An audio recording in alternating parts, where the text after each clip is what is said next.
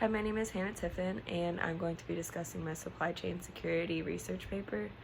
In my research paper, I discussed how the United States Customs and Border Patrol works to prevent international outside threats from entering the country. Basically, to prevent these threats, the CBP enforces restrictions of certain souvenirs and products that could potentially harm agricultural operations.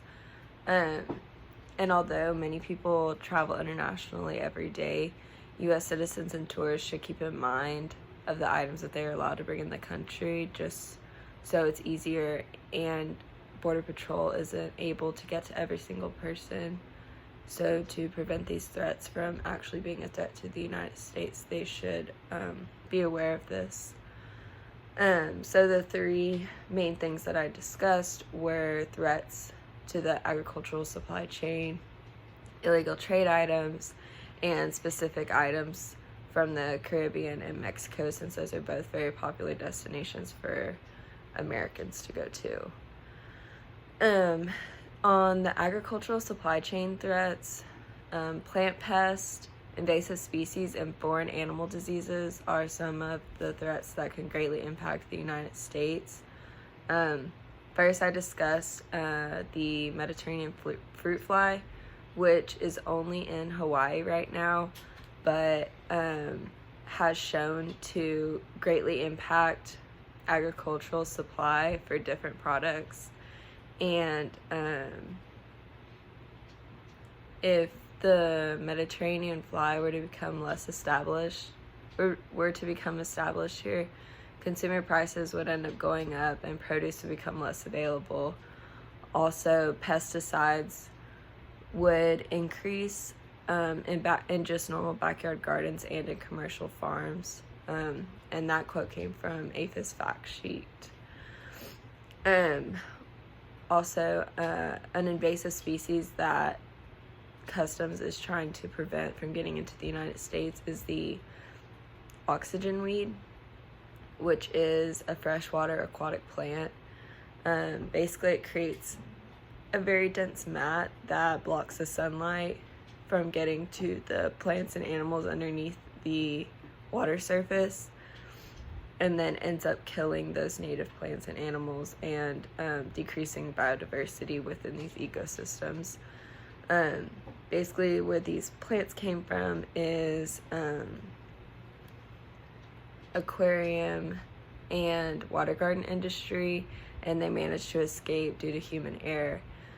So it's very important to make sure that Americans aren't bringing this into the country, because it can greatly devastate our freshwater ecosystems.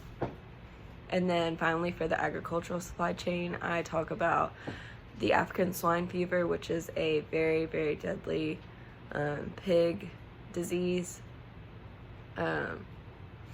And currently is not in the U.S. The U.S. has tried to prevent it as much as they possibly can, and it's really up to people who are traveling outside the United States and going to other farms to let Customs and Border Patrol know that they were at those farms, so they can be properly disinfected, and if they do have the African swine fever, they can get it off of them. So next I talked about illegal trade items, and these items include cultural artifacts, endangered species, and embargoed products. Endangered species are just plants and animals that are losing their habitats. They're decreasing in population, and the U.S. is in an agreement with a bunch of different other countries to where we're not going to allow any of these endangered species products to be coming into our country. Embargoed products are also a huge thing. A very popular one is Cuban cigars. A lot of people see them and they want them, but you can't bring them into the U.S. And there's a big fine that can come up with that.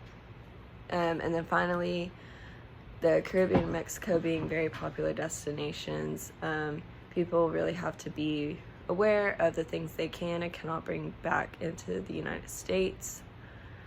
So in conclusion, I would say that the U.S. Customs and Border Patrol does as best as they can with everyone that is coming into and out of the United States every day. And it really comes down to the people and knowing what can threaten the United States supply chains. Thank you.